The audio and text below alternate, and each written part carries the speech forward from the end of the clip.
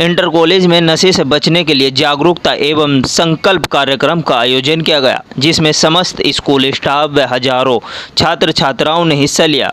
हरवेंद्र राणा ने बच्चों को अच्छे स्वास्थ्य के बारे में और उनके हमारे जीवन में लाभ के बारे में बताया और साथ साथ नशे से होने वाली बीमारियों, आर्थिक हानि, समाज में ऐसे व्यक्तियों को सम्मान की दृष्टि से न देखा जाना, पारिवारिक कलह, सड़क दुर्घटनाएं, लड़ाई झगड़ा, इन सभी का मुख्य कारण नशा ही होता है।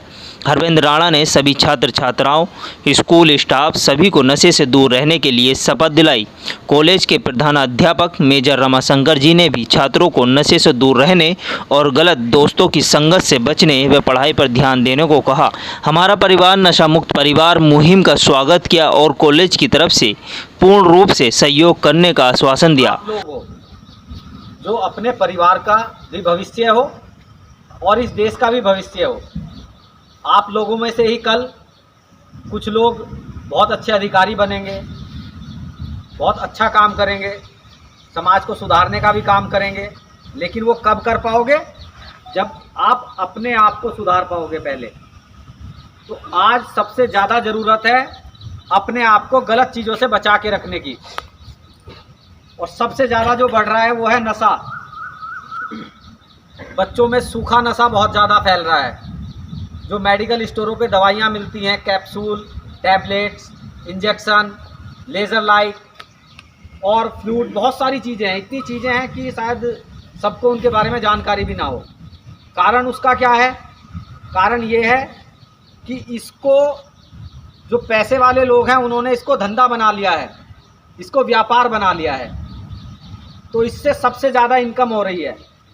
सबसे ज़्यादा पैसा आज नशे के धंधे से कमाया जा रहा है।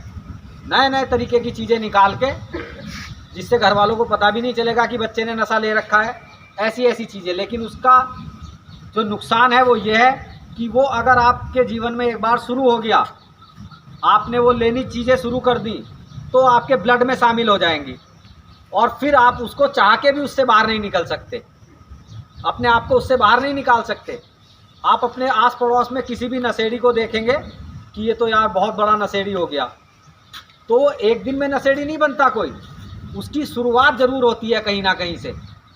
शुरुआत में उसने भी बीड़ी, तंबाकू, सिगरेट, गुटखा, जर्दा, खैनी या एक पैग लिया होगा। शुरुआत में तो इतना ही किया होगा। शुरुआत में उसने शुरू के दिन पूरी बोतल नहीं पी होगी, लेकिन जब वो उस रास्ते पे चल पड़ा तो धीरे धीरे धीरे धीरे बढ़ता गया और नतीजा सामने है, वो हैवी ड्रिंकर बन गया। आप लोगों ने सिर्फ इतना ध्यान रखना है कि शुरुआत कैसे होती है इसकी नशे की हमारे जीवन में, कहाँ पे हमने ध्यान रखना है। जैसे किसी आपके दोस्त का बर्थडे है, आप भी उसमें गए, उसमें कोई और बड़े बच्चे भी आए हुए हैं और वो बियर पीते हैं या कुछ खाते पीते हैं, तो वहाँ से आपको भी अपने साथ शामिल करना चाहेंगे, क्योंकि ये मनुष्य का